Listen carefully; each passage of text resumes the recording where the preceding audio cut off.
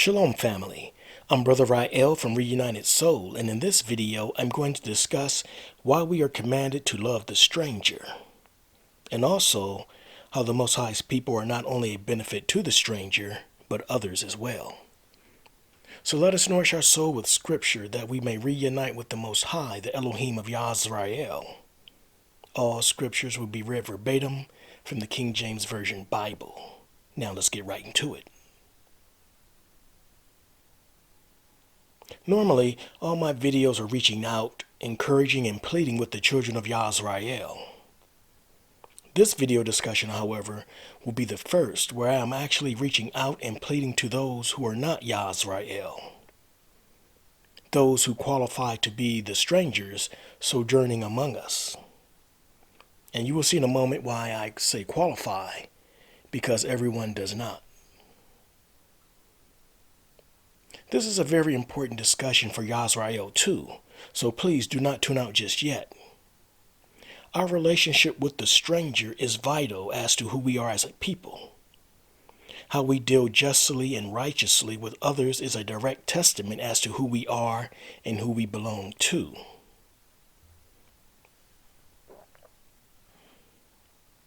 If we are to be a holy people, above all people and above all nations upon the face of the earth, that requires a righteous interaction with those people and those nations, that we do right by them when it is warranted. Not convenient, but warranted. Does this make sense, brothers and sisters? We are the living example for the world to witness. Whether enjoying the blessings through obedience or suffering the curses from disobedience, the world will be a witness to it. Let's go to Deuteronomy chapter 7, verse 6, and I read. For thou art an holy people unto the Lord thy God. The Lord thy God hath chosen thee to be a special people unto himself, above all people that are upon the face of the earth. Also, Deuteronomy chapter 14, verse 2, and I read. For thou art an holy people unto the Lord thy God, and the Lord hath chosen thee to be a peculiar people unto himself, above all the nations that are upon the earth. A holy people, above all nations, that is who we are, family. Not just by word of mouth, but through our deeds. Not as cruel taskmasters colonizing the earth to drain it of all its resources. No, not at all. But as an holy people bringing justice to all people upon the earth. Justice for all people, brothers and sisters. And that cannot be demonstrated living in our own little pious bubble, isolated amongst our own people. The world must witness with their own eyes how we deal righteously with all people, that the Most High Yah be glorified.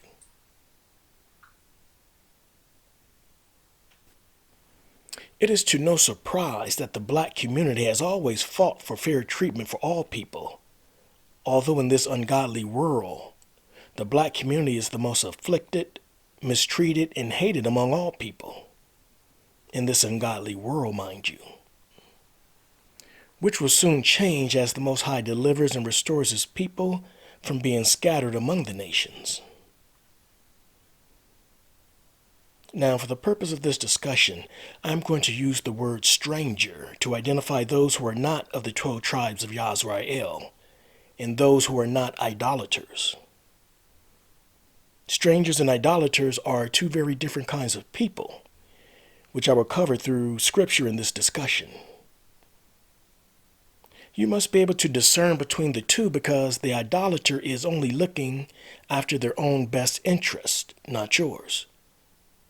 In this discussion, we will see through scripture idolaters presenting themselves under false pretense to be strangers from a faraway country coming to serve the Most High, and deceive the 12 tribes into making an alliance with them. An alliance with idolaters. How embarrassing is that? We will get to that story in a moment. Now, as far as strangers and sojourners, there are detailed commentaries that you can find online which provides a breakdown on both terms in relation to the Hebrew language. However, that is not the focus of this discussion here.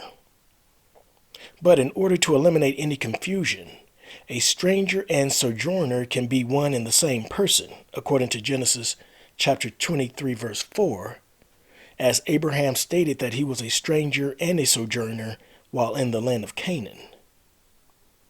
Also in Leviticus chapter 25, verse 6, the Most High uses both terms. And I read, "And the Sabbath of the land shall be meat for you, for thee, and for thy servant, and for thy maid, and for thy hired servant, and for thy stranger that sojourneth with thee." Now, for simplicity, the term stranger is in regard to the relationship, whereas the term sojourner is in regard to a person's residency status, as in whether a person is dwelling in a location or just passing through. I would also like to note in verse 6 that the stranger was distinguished from the servant and the hired servant. Please understand, brothers and sisters, the Most High is not delivering and restoring his chosen people to enslave the people of the earth. No, not at all. It is very important for us as the Most High's people, as a holy people, to understand our relationship with the stranger. And that understanding can only be obtained by hearkening to what thus saith the Most High in Torah about the stranger.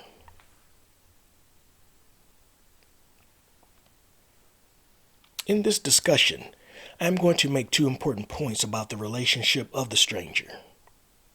Point number 1, how we as the Most High's people should view strangers, which is based on what thus said the Most High.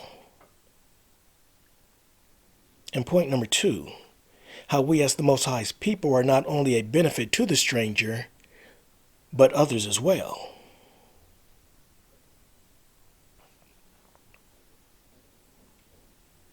Committed relationships are vital in promoting a healthy society, a society that works together. It is difficult in the dysfunctional and unhealthy society we find ourselves in today to cultivate committed relationships. With that said, let's go ahead and start with point number 1, how we as the Most High's people should view strangers. By setting the standard for this discussion with Deuteronomy chapter 10, verses 17 through 19. And I read, "For the Lord your God is God of gods and Lord of lords, a great God, a mighty and terrible, which regardeth not persons nor taketh reward. He doth execute the judgment of the fatherless and widow, and loveth the stranger, in giving him food and raiment. Love ye therefore the stranger, for ye were strangers in the land of Egypt." So as you can see, the Most High does love the stranger. Therefore, we are to love the stranger.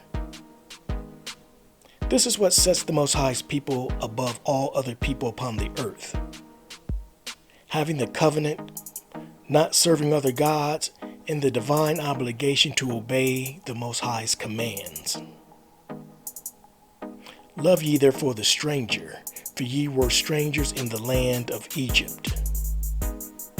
And as strangers, seek the Most High to be their Elohim, to love him, to worship him, and obey his laws, statutes, and commandments. We as the Most High's people are to love them. It would do us well never to forget that. And for more clarity on how mindful the Most High is about the stranger, let's also go to Leviticus chapter 19, verses 33 through 34. And I read, "And if a stranger sojourn with thee in your land, ye shall not vex him. But the stranger that dwelleth with you shall be unto you as one born among you, and thou shalt love him as thyself. For ye were strangers in the land of Egypt. I am the Lord your God. With commandments from the Most High such as these regarding the stranger, we can see why strangers desire to cleave to our biblical ancestors. Let's be very clear. What other nation in this world can a foreigner dwell, where they are not to be vexed by the people of that nation, or to be treated as one born among them, where the same law that governs the citizens of that nation is the same law that governs the foreigner, without prejudice? Without prejudice is the key word here. Now, I can think of no other nation, because there is simply no other nation of people that has a covenant with the Most High.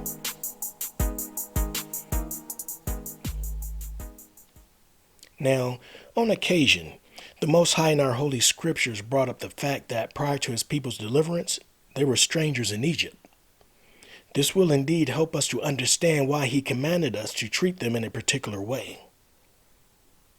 Many of us understand that, geographically speaking, our biblical ancestors once upon a time were strangers in the land of Egypt, but not when they were enslaved.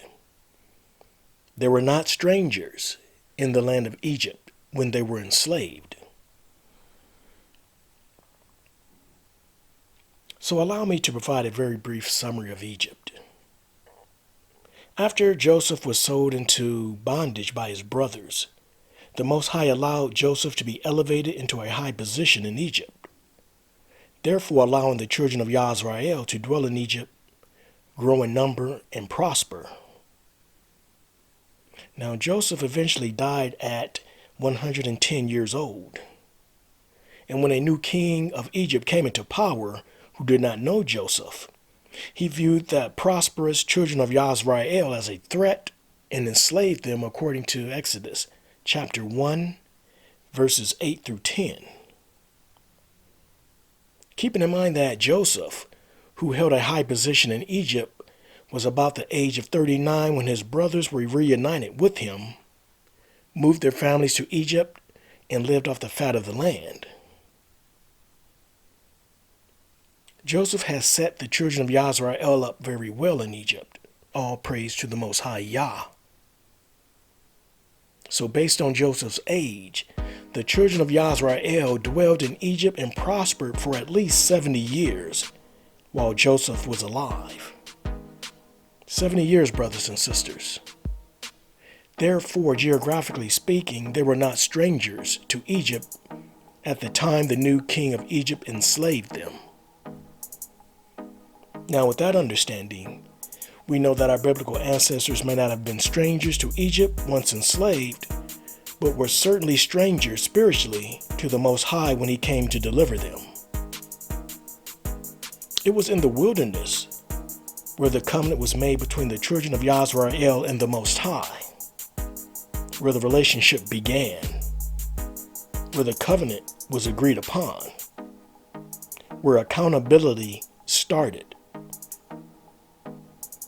Prior to that, our biblical ancestors were strangers to the Most High. There was no relationship.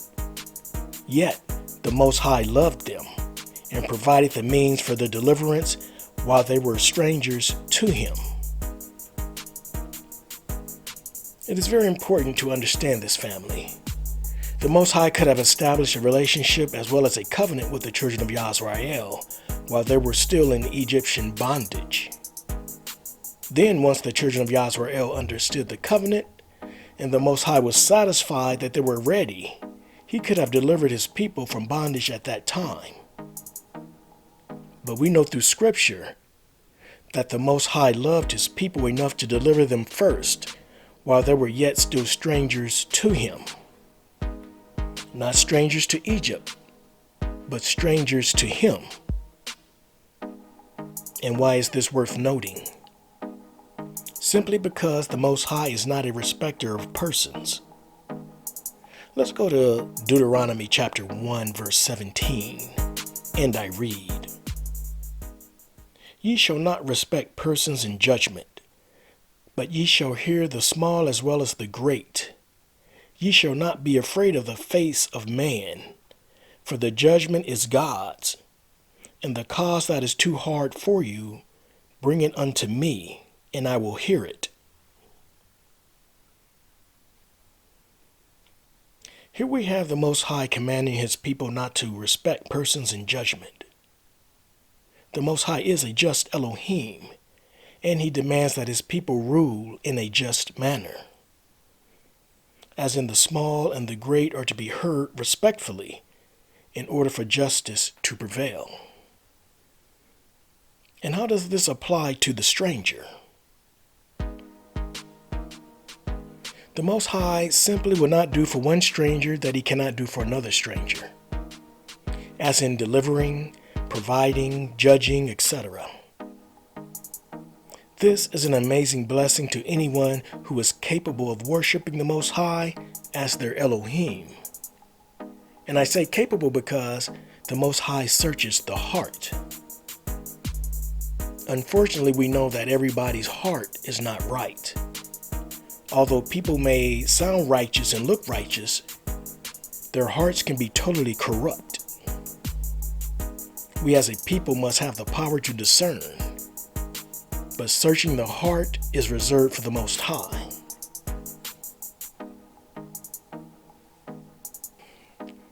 Now, before moving on to point number 2, I would like to reemphasize that we are commanded to love the stranger, not the idolater, but the stranger. There is a big difference on how they conduct their affairs. The idolater pursues his or her gods for personal gain first and foremost. They may seek the advancement of his or her idolatrous people and nation.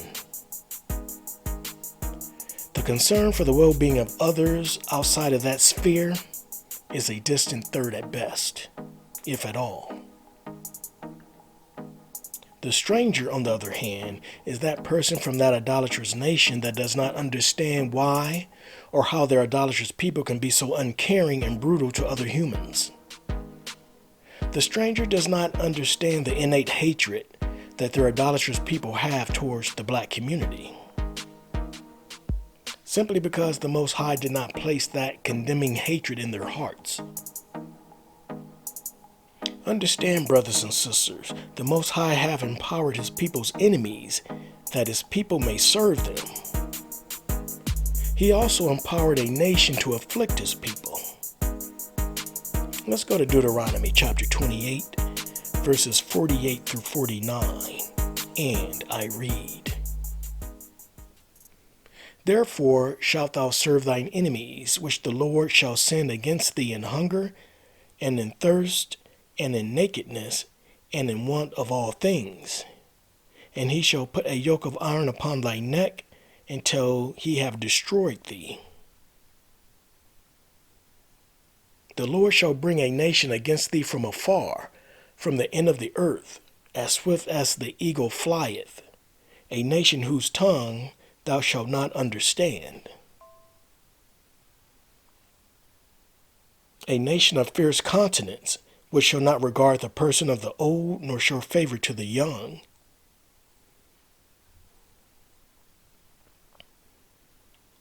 This is a prophetic event, brothers and sisters, an event that is upon us even now. To many of the strangers out there, you must understand that your idolatrous people were forged and empowered for this event. So we must understand that the Most High has created a nation of people to carry out his prophetic will. A people created for one purpose, and that is to afflict, without question, without mercy, without fail. Can such people exist? A people that will proudly commit atrocities against another? Let's go to Isaiah chapter 45, verses 5 through 7, and I read, I am the Lord, and there is none else. There is no God beside me. I girded thee, though thou hast not known me. that they may know from the rising of the sun and from the west that there is none beside me. I am the Lord, and there is none else. I form the light and create darkness. I make peace and create evil. I, the Lord, do all these things. Now, if we look back at some of the strangers that dwelt amongst our biblical ancestors, we will see that these strangers came from idolatrous nations who were enemies to the Most High's people. Yet, they came to dwell peacefully with the Most High's people. Many strangers even chose to fight under King David's leadership. And you can find those mighty men who fought by King David's side, who were strangers and held leadership positions, listed in 2 Samuel chapter 23. Remember, the Most High is not a respecter of persons. What he does for one stranger, as his people in Egypt were, he will do for another stranger, for he is a just Elohim. So strangers, as the Most High awakens his people to the truth of who they are, he is also awakening the stranger, that the stranger may choose him as their Elohim, that they may serve him and dwell peacefully with his people. And we can actually see on occasion strangers who are appalled at the actions and past history of their idolatrous people. And if we are not wise in this regard, we will have a false sense of hope for all people whenever we come across a stranger who shows compassion for the black community, who desires to see justice for the black community. Many of you have encountered such people who are different from the rest of their idolatrous people. So it is very important to be able to discern the stranger from an idolater and treat them accordingly. Because not everyone is worthy of our trust. And this is the reason why. An idolater cannot put his or her trust in the Most High, but a stranger can. Let me repeat that.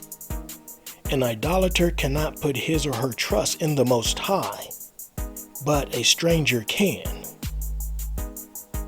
Simply put, if you put your trust in the Most High, there is no need to seek another God for anything. An idolater will always attempt to circumvent the Most High's laws, statutes, and commandments by adding their gods, doctrines, and traditions, as if it were an update to the Most High's covenant. Now I can go on and on, but lastly I will say this about the idolater with complete certainty. Idolaters have no regard for justice, which is why injustice is so rampant among all the nations upon the earth, some more so than others. To the stranger out there, you must come to terms with the reality that idolatrous nations and their idolatrous people do not seek justice or atonement. Let's take Lady Justice, for example. Many of you know the image of a blindfolded woman with a sword in one hand and scales in the other. She is the image and moral representation of our legal system in the United States. What many may not be aware of is that Lady Justice is a Greco-Roman goddess. A goddess, brothers and sisters, not the Most High. An idol of idolatry that cannot uphold justice in any shape or form, plain and simple. Justice belongs to the Most High. He has set the standard of justice that his people shall live by for his glory. And he does not share his glory to another, nor his praise to graven images. So to the stranger out there, come from among your idolatrous nation, and separate yourself from your idolatrous people, that you may choose the Most High as your Elohim, that you may live peacefully with his people, just as Ruth did in the book of Ruth. Her mother-in-law Naomi, after the death of her two sons, told Ruth, as well as her other daughter-in-law, to return to their people and their gods. Because Naomi was leaving Moab and returning to the home of her people. Now the other daughter-in-law chose to go back to her people and their gods, while Ruth chose to remain with her mother-in-law, Naomi. Ruth proclaimed that the Most High's people will be her people, and he her Elohim. And by no means am I insinuating that strangers will somehow escape judgment for their people's transgressions against the Most High. I personally cannot say how that will play out for you. But what I can tell you is this: the Most High is not a respecter of persons. He delivered his people who were strangers to him in Egypt. Therefore, what he provided for one stranger will also provide to another stranger who seeks him. For we are commanded to love the stranger for good reason, not the idolater, but the stranger.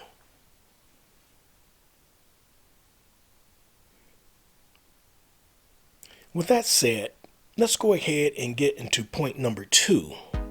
How we as the Most High's people are not only a benefit to the stranger, but others as well. I will begin making my second point with the understanding that we are commanded not to oppress the stranger, according to Exodus chapter 23, verse 9. And I read, "Also, thou shalt not oppress a stranger, for ye know the heart of a stranger, seeing ye were strangers in the land of Egypt." How about that? Considering the well-being of others that are not your people. What other gods known to man has placed such a demand of its idolaters? What other nation of people have that kind of commitment to justice for all? I can think of none. Now, in order to understand the true benefit of dwelling amongst the Most High's people, a holy nation of people, we must compare and contrast what life is like dwelling in an idolatrous nation, which should not be difficult at all because we have all experienced it, or perhaps witnessed it, or even worse, victimized by it one way or another. It is not difficult to understand that it seems to be standard operating procedure among all idolatrous nations for the dominant sector of that society to rule over the less fortunate, to make the laws, rules, and policies that promote their financial agendas to sustain the privileges of rulership. With such rules, laws, and policies designed to crush any opposition to that rulership.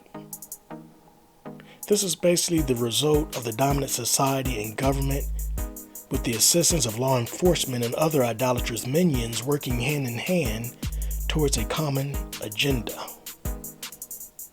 Simply put, in order for one sector of society to remain in power, the gainfully employed sector must be suppressed to a certain extent, while the lowest sector, who struggles to earn a living wage, is oppressed altogether by those whose living standards are above them. Now, does this sound like a nation that worships the Most High? No, it does not. This is life in an idolatrous nation, brothers and sisters. For the purpose of this discussion, let's call this gainfully employed sector the middle class, which the dominant society actually used to enrich their children's future. And how is that, you ask? From economic downturns such as depressions, recessions, layoffs, stock market crashes, high inflations, etc.,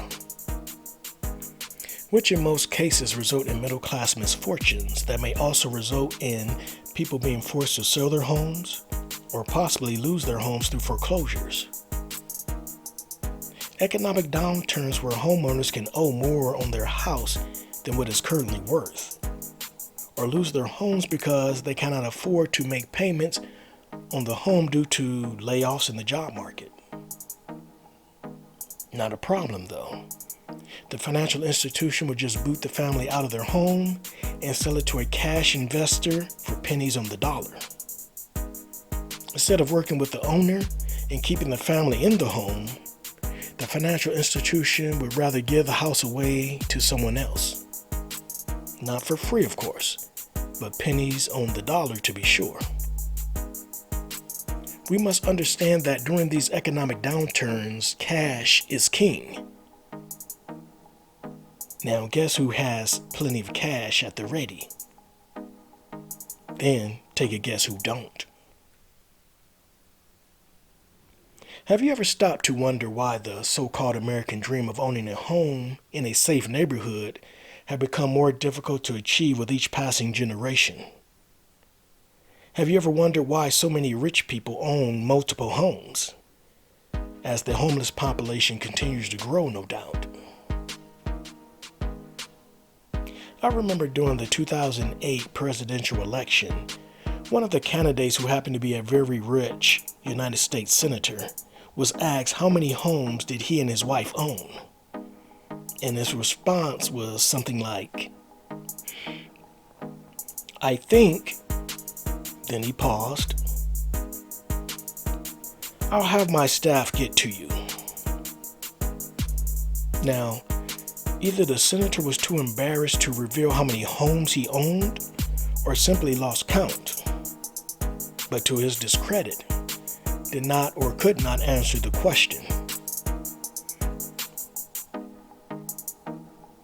According to Bloomberg in 2021, the middle 60% of American households by income now cumulatively hold less in assets than the top 1%. Let me repeat that. The middle 60% of American households by income now hold less in assets than the top 1%. Does this sound like a nation that worships the Most High? No, it does not. This is life in an idolatrous nation, brothers and sisters. Now, if you're rich, a celebrity, or both, you will be welcomed and embraced by idolatrous nations with open arms, even worshipped, depending on how well the media has glamorized your image, and treated like royalty among idolatrous people, even elevated highly above the common citizen that has probably done more for that idolatrous nation than that rich celebrity idol will ever care to do. Does this sound like a nation that worships the Most High? No, it does not. This is life in an idolatrous nation. Only among the Most High's people, a holy nation, a people above all the people upon the face of the earth, and a nation above all nations, is the stranger held in such high regard. The stranger need not be of the rich and famous status. No, not at all. All strangers dwelling among the Most High's people and obeying the laws, statutes, and commandments are held in high regard. There is one law for the Most High's people, and the same law applies to the stranger as well. Let's go to Numbers chapter 15, verses 15 through 16. And I read, "One ordinance shall be both for you of the congregation, and also for the stranger that sojourneth with you, an ordinance forever in your generations. As ye are, so shall the strangers be before the Lord. One law and one manner shall be for you, and for the stranger that sojourneth with you."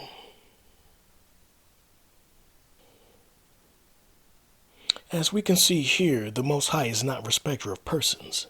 He is a just Elohim.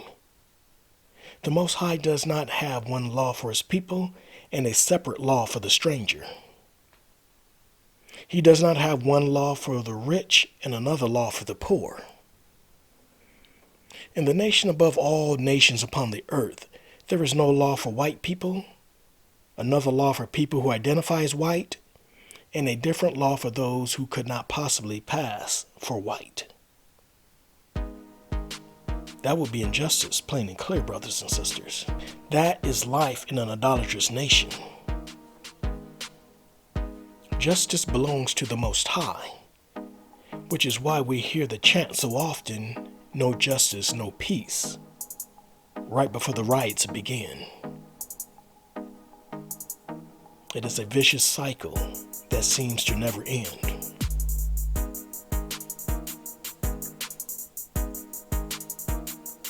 Now let me end my comparing and contrast with this. In idolatrous nations, the very rich and famous enjoy special privileges and exemptions from the rule of law. However, when it comes time to defend that idolatrous nation's wealth in times of war, the poor and middle class will have the time-honored privilege to give their lives for their nation, while the rich and famous publicly cheer them on as they live in the lap of luxury. Their lives and the lives of their children are not affected by war. That is life in an idolatrous nation, brothers and sisters. Now, the Most High is a just Elohim and a man of war. And according to Numbers chapter 1, verse 3, he commanded his people that all males from 20 years and upward shall go to war. Period. The rich do not get a pass to stay home, send their kids to college, while the poor and middle class fight the nation's battles. No, not at all. And unlike idolatrous nations, there are no armchair warriors, no paper tigers among the elders of YAHsrael. There are no ambitious old men starting wars for the young and poor to die in. When the nation above all nations upon the earth go to war, you are not going to see a majority of strangers fighting on the front line. No, not at all. As a matter of fact, the Most High expect even his anointed kings to fight on that battlefield. King Saul, the first king of YAHsrael, and his 3 sons all lost their lives in the same battle, fighting the Philistines.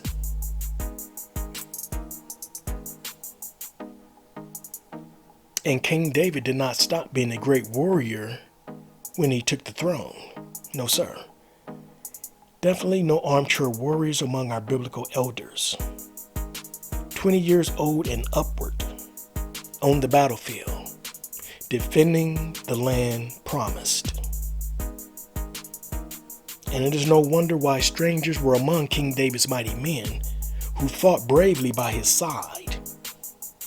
If you are curious to know who these men were, they are listed in 2 Samuel chapter 23. And because we serve a just Elohim, King David was punished for what he did to Uriah the Hittite, a stranger who fought for YAHsrael, whose wife was Bathsheba. Many of you know the story. The Most High cursed David's house with the sword for his transgression against a stranger, according to 2 Samuel chapter 12, verse 10. And David lost 3 sons as a result. Now, can you imagine a prime minister, a president or dictator of any nation being punished for his transgression against one foreign foot soldier? Probably not. There would be no atonement made for the transgression against that soldier, which means justice cannot be achieved. Now, at this time, I want to point out justice is a win-win for everyone. Sometimes even benefits our enemies. Enemies? How can this be, you ask? We're supposed to hate our enemies, right? Enemies should be destroyed at all costs, right? Even if you have to lie, cheat, and steal, right? Wrong. Many nations have went back on their word to conveniently break treaties in the past in order to gain the upper hand on an enemy. But this cannot be done while you are serving the Most High, who is a just Elohim. When the 12 tribes make a peace treaty or a league with a nation, whether that nation be friend or foe, the Most High will hold his people to that treaty, to that league, to that vow made, because he is a just Elohim. Let's go back to Joshua, or some know as YAHsrael, chapter 9, if you will. When YAHsrael began his military campaign in possessing the land promised and driving out its idolatrous inhabitants, the Gibeonites, after hearing what YAHsrael did in Jericho, opted to deceive the 12 tribes because they feared facing them in battle. So the Gibeonites falsely presented themselves to YAHsrael as a people from a faraway country, and that they came as servants requesting a league with the 12 tribes. A league is an alliance, which unfortunately YAHsrael agreed upon without consulting the Most High. Now we can relate this unfortunate event to today, as other nationalities of people present themselves as some kind of alliance or coalition to the black community. An alliance and coalition by name only that does not appear to bear any fruit for the black community. And not to belittle or marginalize the efforts of people who have fought alongside the black community for justice and equality. Such people do exist individually. However, as a united group, that would make them too vulnerable to be infiltrated by idolaters, dilute the energy, and make them non-effective. If you have not already, please take a look at my video discussion, The Problem with Coalitions, Confederacies, and Tribalism, where I go into more detail about the other nations. I will leave a link in the description for your convenience. Now, it would do as well before agreeing to an alliance with any people to know where they are from, take their history into serious consideration, to know whether they are idolaters or not, and to consult the Most High. Now, some of you may argue it's best to just consult the Most High first. And my retort to that would be, ignorance is not a virtue. The Most High provides us wisdom in order to understand the things that we should know as His people. Therefore, we seek wisdom to get understanding. Wisdom will also lead us to consult the Most High. Now, once YAHsrael realized that he had been deceived, he cursed the Gibeonites to be that which they falsely presented themselves to be, servants to the 12 tribes. Again, you can read about this in Joshua chapter 9. Now, YAHsrael could have prevented this by researching who these people were and consulting with the Most High, especially when dealing with other nations, because the Most High knows every nation, what they're about and what they're not about. We must come to terms that most, if not all, nations are idolatrous, which is why we have so much turmoil and hate on the earth today. And consequently, the Gibeonites were not truthful with YAHsrael, which worked to the Gibeonites' advantage. Idolaters do not seek justice. They do not seek the truth. And idolatrous nations only seek what is in their best interest at the present time. Meaning they will go back on their word when an opportunity presents itself. And although made under false pretenses, the league made with the Gibeonites had to be honored by the 12 tribes. And why is that? Because the Most High is a just Elohim that will not under any circumstance tolerate injustice at the hands of His people. Even if His people were deceived into an alliance with the enemy. So, let's see exactly what happened when the Most High's people inflicted injustice upon the Gibeonites. Fast forward to the reign of King David according to 2 Samuel chapter 21, verses 1 through 3, and I read. Then there was a famine in the days of David 3 years, year after year, and David inquired of the Lord, and the Lord answered, It is for Saul and for his bloody house, because he slew the Gibeonites. And the king called the Gibeonites and said unto them, Now the Gibeonites were not of the children of Israel, but of the remnant of the Amorites, and the children of Israel had sworn unto them. And Saul sought to slay them in his zeal to the children of Israel and Judah. Wherefore David said unto the Gibeonites, What shall I do for you? And wherewith shall I make the atonement, that ye may bless the inheritance of the Lord? Family, this is what justice looks like.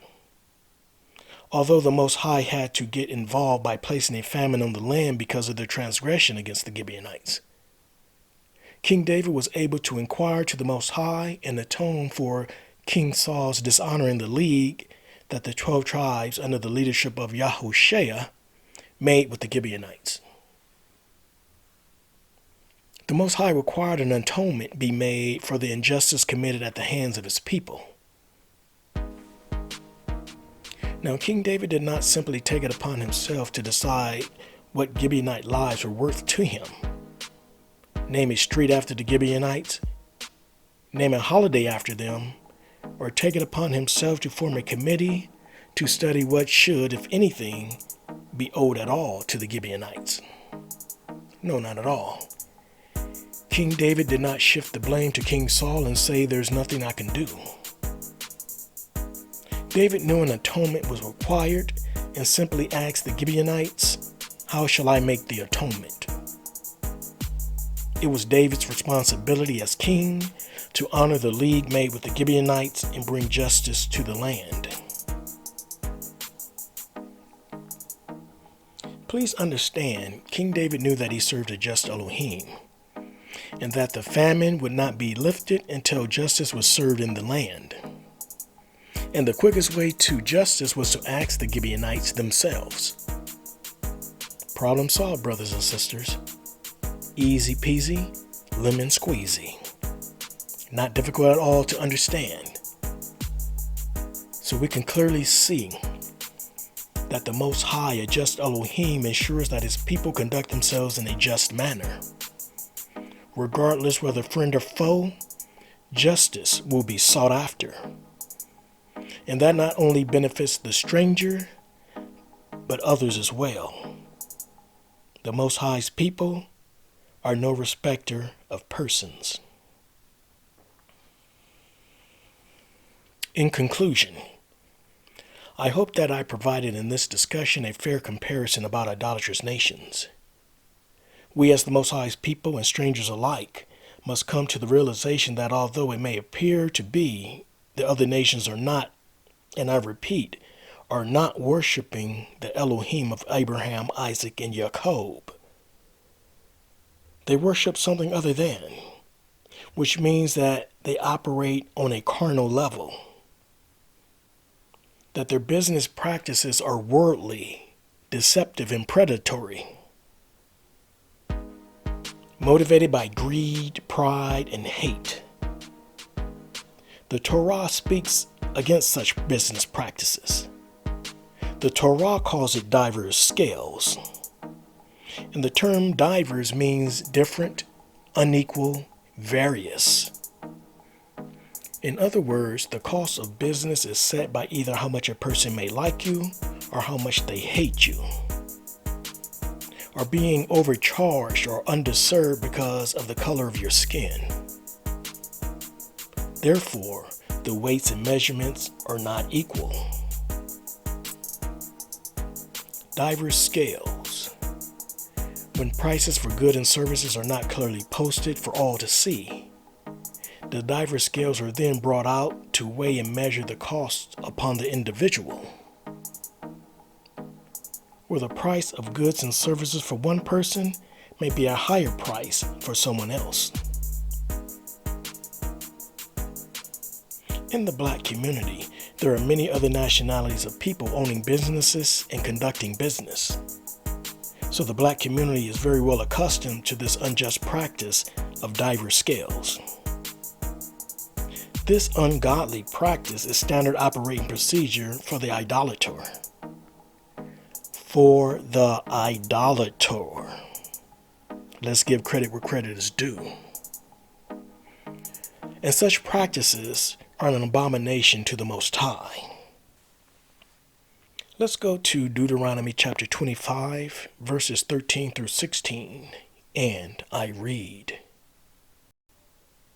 Thou shalt not have in thy bag divers weights, a great and a small. Thou shalt not have in thine house divers measures, a great and a small. But thou shalt have a perfect and just weight. A perfect and just measure shalt thou have, that thy days may be lengthened in the land which the Lord thy God giveth thee. For all that do such things, and all that do unrighteously, are an abomination unto the Lord thy God. Again, we can clearly see how everyone benefits from the Most High's people that represent Him, a just Elohim. What other nation is commanded to be a just and holy nation? Not just to their own people, not just to only other people that they like, but to everyone.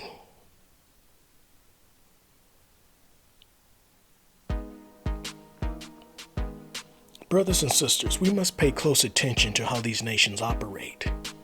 Otherwise, how else can we use discernment in regarding them?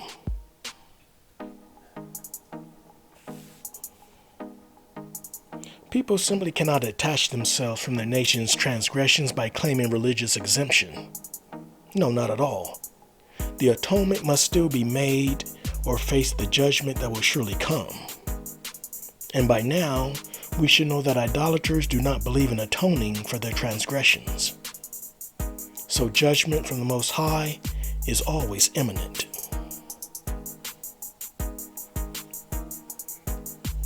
To the strangers out there, how shall the atonement be made? That is the question that this nation, if it served the Most High, would have asked the black community. Let me repeat that. How shall the atonement be made? That is the question that this nation, if it served the Most High, would have asked the black community. Hundreds of years ago. Hundreds of years ago. How shall the atonement be made in order for justice to be executed? Justice, brothers and sisters. It is quite unfortunate that many in this day and age do not have a clue what justice even looks like. What is required for justice? And without justice, there can be no healing. There can be no forgiveness, no moving forward or moving past a transgression.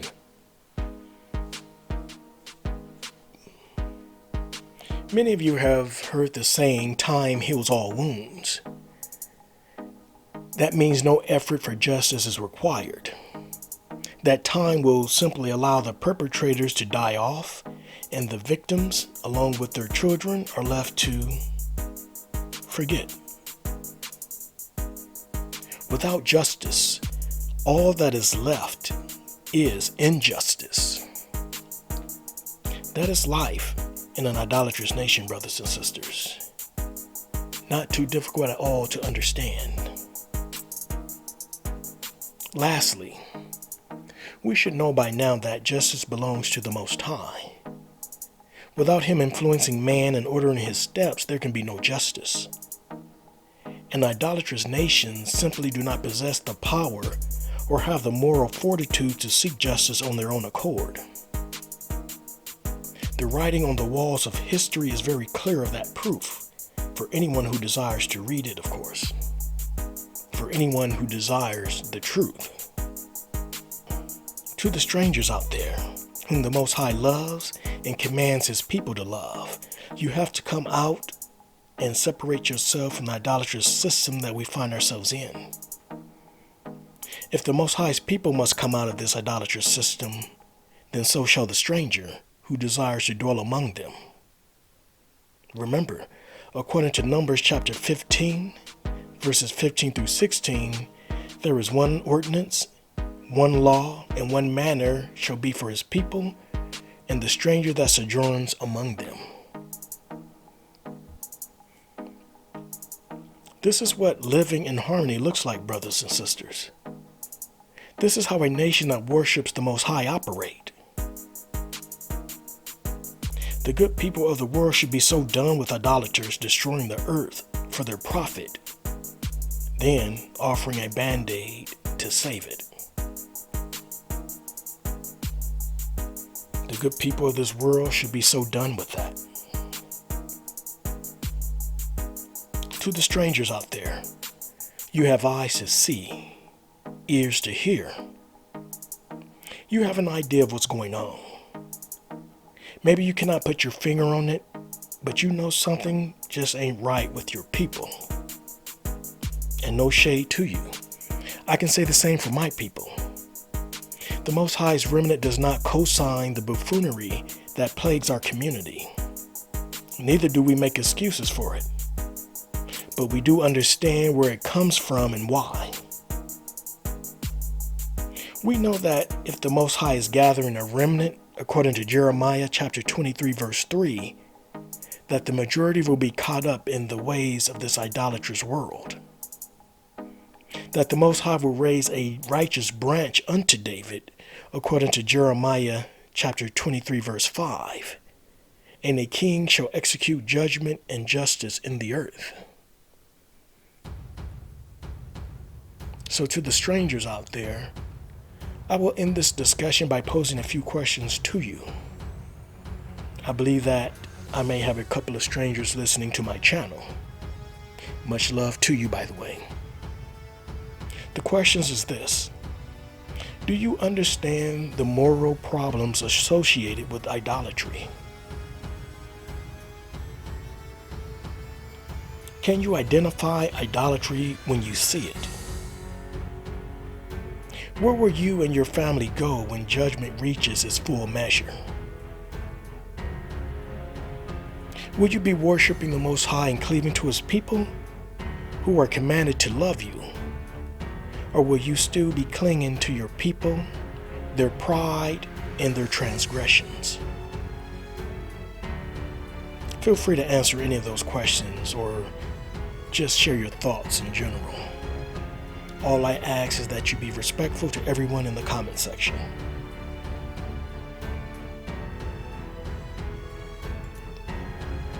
If you feel that the content of this discussion was useful and would like to provide moral support to this channel, please like, subscribe, share this video discussion, or just say a few words of encouragement in the comment section. Your moral support is greatly appreciated. And whether you agree or disagree with the content of this discussion, feel free to express it in the comment section as well, where we can learn more from one another. With that said, always keep your trust in the Most High. Love Him with all your heart, with all your soul, and with all your might. See to it that your household is in line with the word of the Most High as best you can. I thank you for taking the time to watch. Again, I am Rael, your reunited soul brother. And with that I say to you, Shalom.